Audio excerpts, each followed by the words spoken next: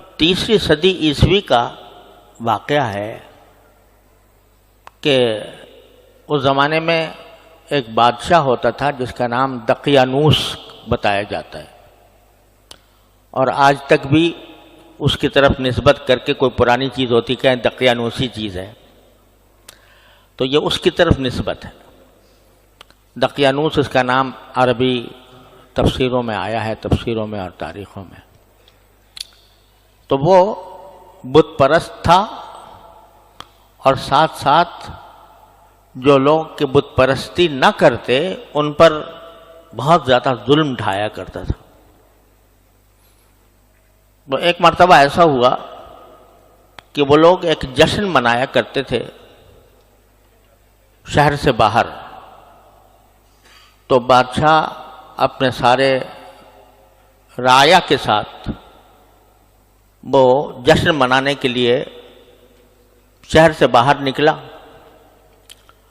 اور وہاں بڑے بڑے بت رکھے ہوئے تھے، اور سب کو حکم تھا کہ وہ جا کر ان بتوں کی پرستش کریں، ان کی پوجا کریں، عبادت کریں۔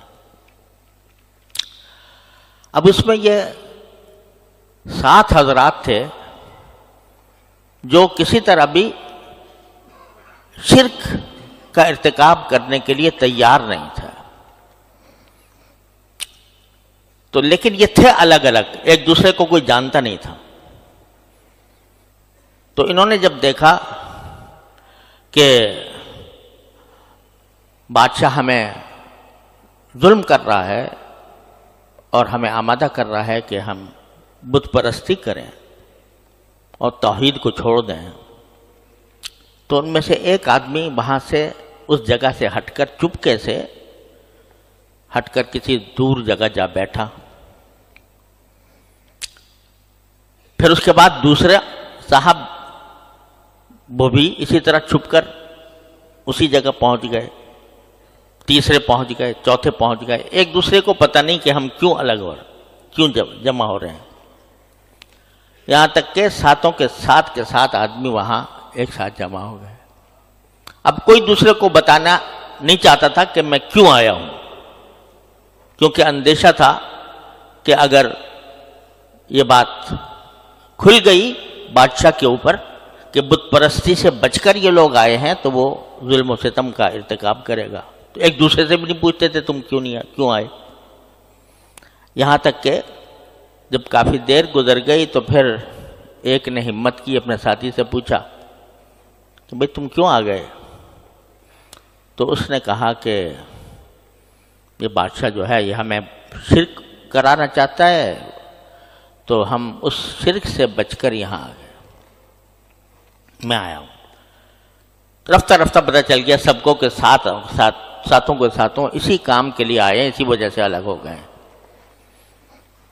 تو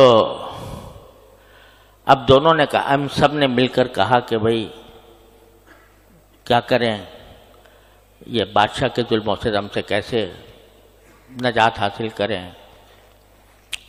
بادشاہ نے کو یہ کرنا ہی تھا کہ ان کو پکڑ کر ان کو ظلم کا ستم کا شکار بنائے۔ تو اس کو کسی طرح پتہ چل گیا، اس نے جا کر ان کو پکڑوا لیا، گرفتار کر لیا۔ گرفتار کر کے ان کو مجبور کیا کہ یا تو بت پرستی کرو ورنہ تمہیں ہم ہلاک کر دیں گے، قتل کر دیں گے۔ تو انہوں نے کہا اچھا آپ ایسا کریں کہ ہمیں کچھ تھوڑی سی مہلت دے دیں، سوچنے سمجھنے کی مہلت دے دیں کہ جس میں ہم غور کریں اور اس میں ہم فیصلہ کریں گے کہ ہمیں کرنا ہے کہ نہیں کرنا، مر جانا ہے یا بت پرستی کرنی ہے۔ تو یہ کہہ کر ان کو کچھ مہلت مل گئی۔ جب 7 کے ساتوں کو مہلت مل گئی تو اس وقت انہوں نے یہ دعا مانگی۔ کیا مانگی؟ ربنا آتنا من لدنک رحمتا وہیئ لنا من امرنا رشدا، کہ ہمارے پروردگار ہمیں اپنی طرف سے ایک رحمت ایسی دے دیجئے کہ ہمارے لیے ہدایت کا راستہ، بھلائی کا راستہ تیار شدہ مل جائے آپ کی رحمت سے. تو اللہ تعالیٰ نے ان کے دل میں ڈالا. تو انہوں نے کہا وَإِذْ اعْتَزَلْتُمُوهُمْ وَمَا يَعْبُدُونَ إِلَّا اللَّهَ فَأْوُوا إِلَى الْكَهْفِ يَنشُرْ لَكُم مِّن رَّحْمَتِهِ وَيُهَيِّئْ لَكُم مِّنْ أَمْرِهِ مِرْفَقًا. تو انہوں نے کہا کہ جب تم ان بادشاہ سے کنارہ کشی اختیار کر کے آ ہی گئے ہو اور تم نے ان کو بھی چھوڑ دیا اور جن خداؤں کو وہ مانتے تھے ان کو بھی چھوڑ دیا، تو اب ایسا کرو کہ ایک غار میں جا کر پناہ لے لیتے ہیں. فَأْوُوا إِلَى الْكَهْفِ، اور پناہ لے لو ایک غار میں. يَنشُرْ لَكُم رَبُّكُم مِّن رَّحْمَتِهِ، تو ہم نے جو دعا مانگی تھی کہ اللہ ہمیں رحمت عطا فرما دے، تو اللہ تعالیٰ ضرور ہمیں ہمارے لیے اپنے رحمت کے بازو پھیلا دیں گے.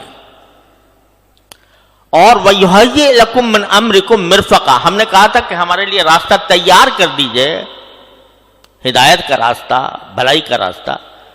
تو اللہ تعالیٰ ضرور اس دعا کو قبول کر کے ہمارے لیے راستہ تیار کر دیں گے، آسانی کا راستہ، راحت کا راستہ. چنانچہ جا کے ساتھوں کے ساتھوں ایک غار میں جا کے چھپ گئے. تو اللہ تعالیٰ فرماتے ہیں کہ ہم نے ان کے چھپنے کے بعد وہ لیٹے غار میں، تو فَضَرَبْنَا عَلَىٰ آذَانِهِمْ فِي الْكَهْفِ، تو ہم نے اس غار کے اندر ان کے کانوں پر تھپکی دی، جیسے کسی بچے کو سنانے کے لیے دی جاتی ہے.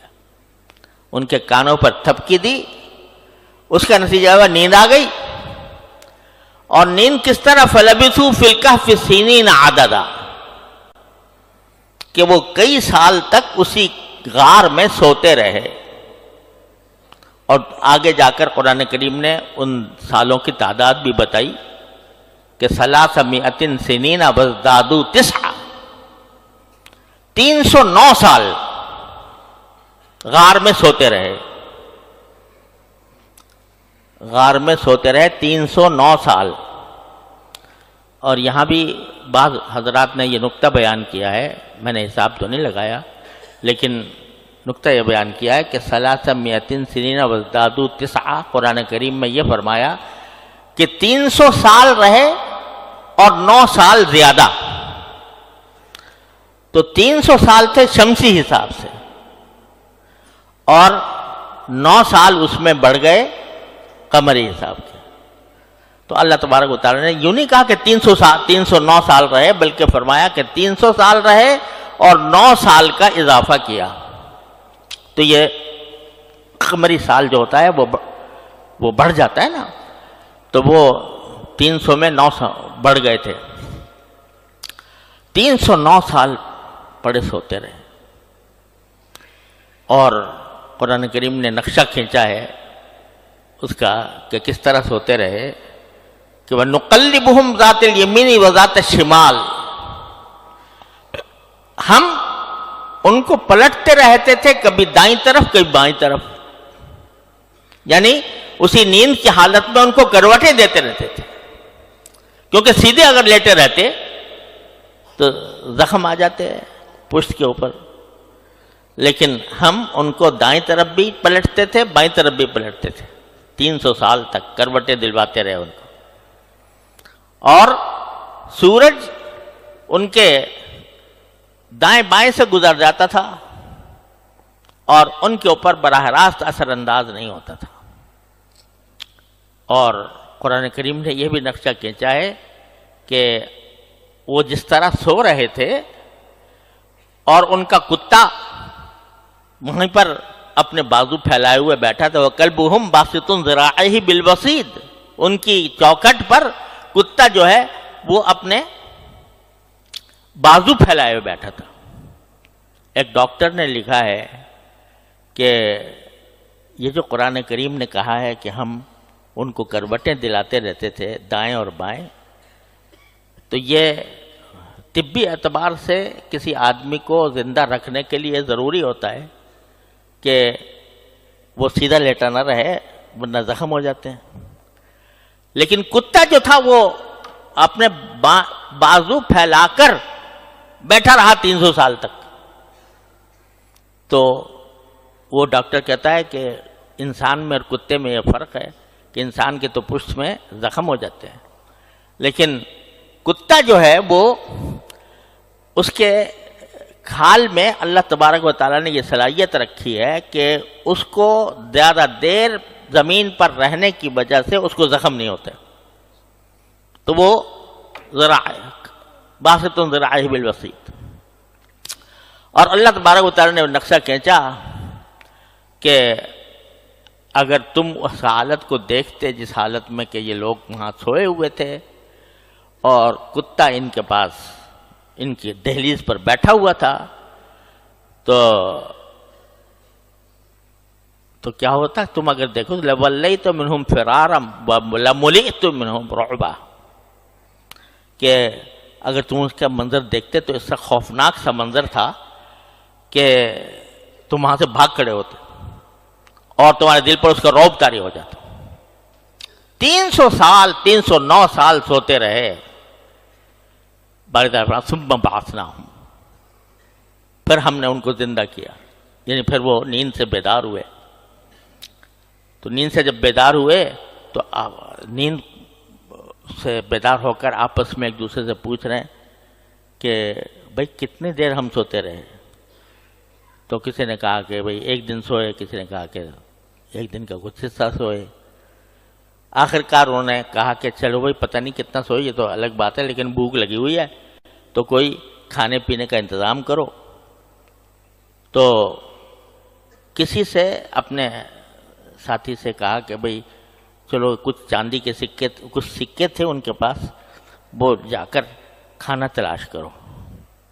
اور دیکھو اتنی احتیاط کے ساتھ کہا کہ جاؤ ابعثوا احدکم، کسی کو بھیج دو، بورقکم ہذہ، یہ چاندی کے جو سکے تمہارے پاس ہیں یہ لے کر بھیجو.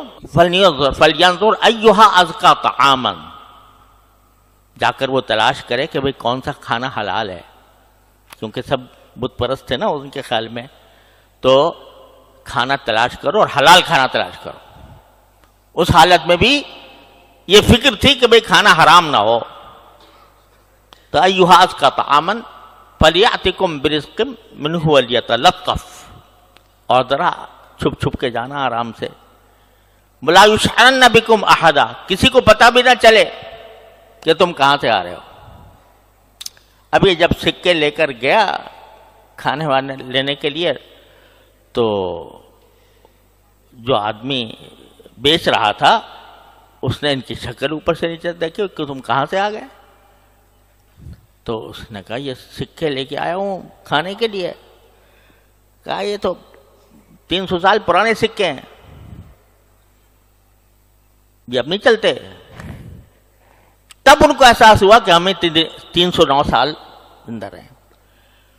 جب پوچھا بھائی آئے کہاں سے تمہارے پاس یہ سکے، تو پھر انہوں نے سارا ماجرا بیان کیا کہ اس طرح ہوا تھا، ہمارا بادشاہ ظالم تھا. کہا کہ اللہ کا شکر ہے اب وہ سب بادشاہ ختم ہو گیا، اور اب یہاں اچھے لوگ آباد ہیں، اس میں کوئی ظلم کرنے والا نہیں ہے، اب آرام سے رہو.